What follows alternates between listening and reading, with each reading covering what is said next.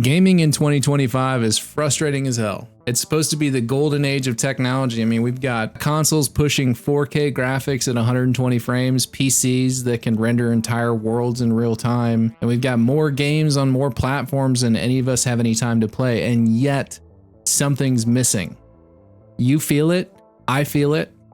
The games feel hollow, the launches feel rushed, and the trust between the players and the industry, well, that's long since shattered. The industry didn't stumble into this problem. They sprinted full speed, chasing trends, quarterly bonuses, and engagement metrics until all that was left was a bloated, joyless shell of what gaming used to be.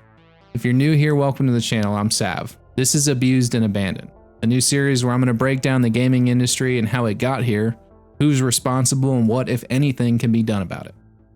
If this kind of honest, no-spin commentary is your thing, feel free to hit like and subscribe.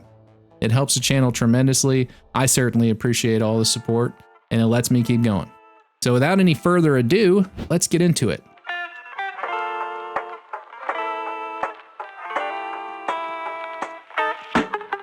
Let's start with the most obvious and infuriating problem this industry has: greedy monetization practices. Monetization itself isn't the chief villain. It's how the industry has weaponized it. It started quietly in mobile games like Candy Crush and Clash of Clans, games designed less like games and more like behavioral science experiments. Timers, premium currencies, $100 bundles promised to save you 5 minutes of your time and one free extra spin per day. And the rest of the industry, they saw dollar signs and profit margins and they couldn't help themselves. They jumped right on it. EA brought this logic to full price games with Battlefront 2. They locked core progression behind loot boxes. You could literally pay to win. Literally. And it got so bad so quickly that governments like Belgium and the Netherlands had to step in to shut them down. 2K didn't learn any lessons. They stuck unskippable ads in a $60 game in NBA 2K21. Blizzard, once the standard of quality, they gave us Diablo Immortal, a game where maxing out your character could cost you thousands or even tens of thousands of dollars. Don't believe me? Look it up. And they had the audacity to call it a free-to-play experience. See, these weren't mistakes. These were models, refined, tested, profitable, and while players complained, these companies laughed all the way to the bank. Now let's talk about how rushed, unfinished games became the new normal. You remember Cyberpunk 2077? That whole debacle? I do. I remember watching those trailers before the game released. Night City looked amazing. The future of open world RPGs. The city was alive. And then the game launched. And the future, well, it was broken. It was missing. It was so bad that Sony did something unheard of. They yanked the game from the PlayStation Store. Not because of controversy, although there was certainly plenty of that, but because the game just didn't work. CD Projekt Red lost over $1 billion in stock value almost overnight, and all of it could have been avoided with just a few more months of development time. They couldn't wait. They had to please those investors. And that's a whole nother problem for a whole other video. We're not going to get into that today. But then there's Battlefield 2042. No scoreboard, no VoIP, no functioning squads. It felt like a tech demo accidentally released as a $70 game. And then the day before, removed from Steam in under 48 hours. Now, in fairness, that wasn't even a game. That was just a marketing campaign with nothing behind it, and a lot of stupid people fell for it, including myself. But this is the playbook now. Hype it, sell it, fix it later, or don't. Either way, the money's already been made, and players, well, we've been trained to expect it.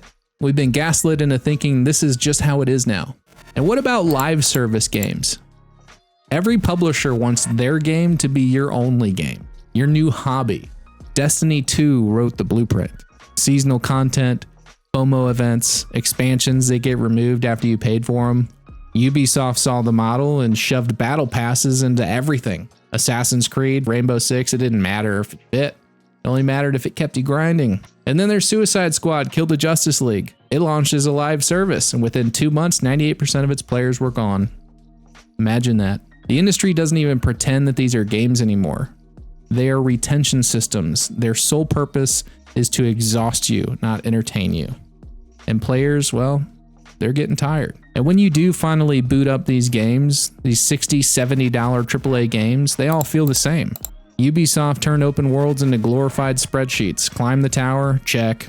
Unlock the icons, check. Clear the map, check. Even Sony, the company behind some of the best games of the last decade, has fallen into the same formula. Third person, over the shoulder crafting and skill trees. Polished? Sure. Predictable? You betcha. Innovation came at a risk, so companies just stopped innovating.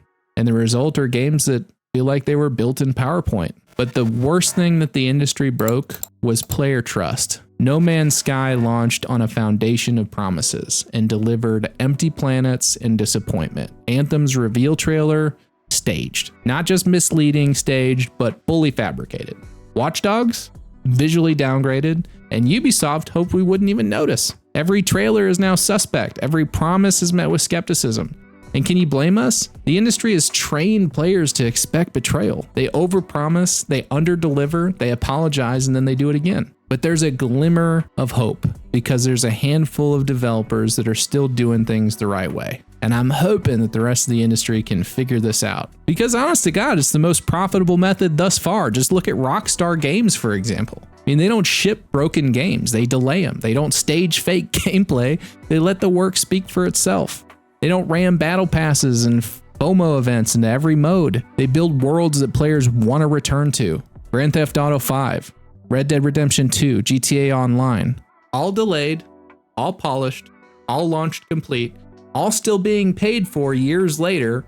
I mean, they didn't just avoid these mistakes. They built an empire on doing the opposite. They respected the player first, and everything else followed. Pretty simple. But here's the dirty little secret that the industry is never going to admit. Regardless of what they say, you don't have to accept this. We, the players, we actually hold the power, and they know it. You want to stop these predatory practices?